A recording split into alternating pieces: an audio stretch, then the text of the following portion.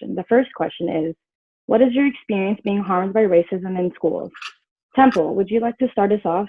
I would like to invite you to please share with the audience the time that you've been harmed by racism in the schools. A time I've experienced racism in school was during my freshman year in my Spanish class. I was new to the school. I started 3 months late into my freshman year because I had originally went to a charter and I wanted to go to a public school for a more diverse experience. So I was in Spanish class and my teacher was talking about what his family traditions were. And he said that in his household and his family, they called Black people cucarachas or cockroaches. And then he asked my classmates, and that included 2 of my friends, to raise their hands if they themselves or their families had ever been racist or said racist things to Black people. And I'm the only Black person in class, and everybody, including my teacher, raised their hands, and I had to sit there and watch that my teacher and my classmates proven that they don't accept me and that my classmates don't accept me, and I wasn't welcome. I was in 3rd grade, and I went to a school, and I was the only Black kid in the school. And my friends at the time had mentioned, oh, let's have a Nerf war at recess. So, okay, so I brought my Nerf game. And at recess, we did our little thing, and I went to class after recess, and I got called into the office to speak to the principal. And I didn't see anybody else. And my grandma came because, she called my grandma. And I didn't understand what she was saying at the time, but later on in my life, my grandma had told me that she moved me out of the school because the principal was like, oh, he's going to be a thug when he grows up. He's not going to be anything else. So that really impacted my life and what I did, my decisions, or what I did in like all the other schools I went to, because I didn't want to do anything because I didn't want to be labeled that. So yeah, that kind of messed me up. In 6th grade, my English teacher was well-spoken. He would always use good vocabulary, except when he would speak to his Black students. When asking for his help, he spoke to me as if I was illiterate. He would talk very slowly, use very simple words. I tried to use good vocabulary when speaking to him, but he would just tell me to speak how I would normally talk. And because of this, I was forced to speak differently just to communicate with him. And it even got to the point where I'd comment on my essay saying that it didn't sound authentic enough. And when I asked other Black students if he was doing the same thing, they said that he was. And it got to the point where even the white students started to speak to all the other Black students as he was speaking to us. And this experience just made me feel inferior to other students, and it made me ashamed by my culture and heritage. So in my junior year history class, my history teacher, who is a white man, said the N-word in class. It was the wrong context.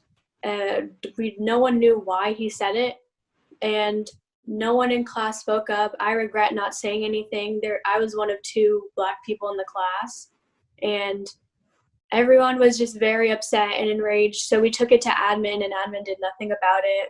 The only thing that they did was send my mom an email saying, I'm sorry how you perceived the situation in class. So the form of racism that I've encountered was my sophomore year in high school. And it was a video that was put out by a few students. I go to a predominantly Mexican school.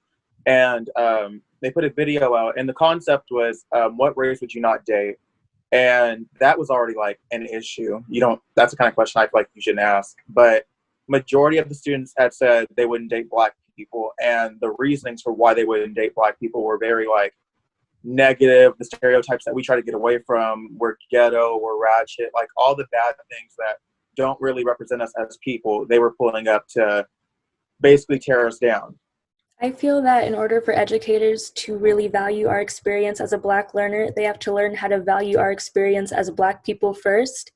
And I know in my educational journey, whenever Black people are brought up in any context of learning, it's always about the struggle and middle passage and slavery.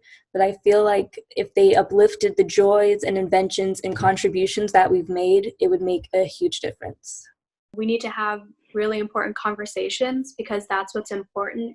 It is not the Black people's job to show them like why we're feeling this way or why we're having this sort of reaction. It should be their own personal thing saying, oh, why are they feeling this way? And they should seek out that information. We should not have to put it for them. And also that they need to sympathize and understand, like, I'm bringing it back to what I said about the perception thing about my school. There's only one way to perceive racism, and that it is racist and that it's harmful. So I think that it's important that they understand that and that it doesn't happen again.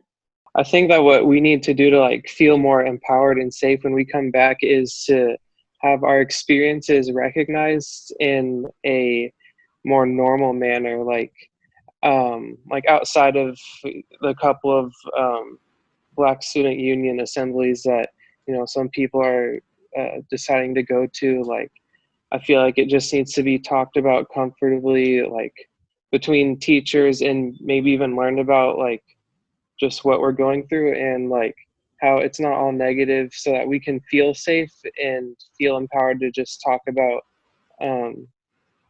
all the like positive experiences that come along with being a Black person. So that's what I think would make me feel like more safe coming back, especially with what's going on right now. I would just want for teachers to recognize experiences with racism and accept that racism is still a part of today's society, because the first steps to getting rid of anything is recognizing that it exists. And I think once that they do that, we can overall come together as a community and possibly create a stronger and more powerful community.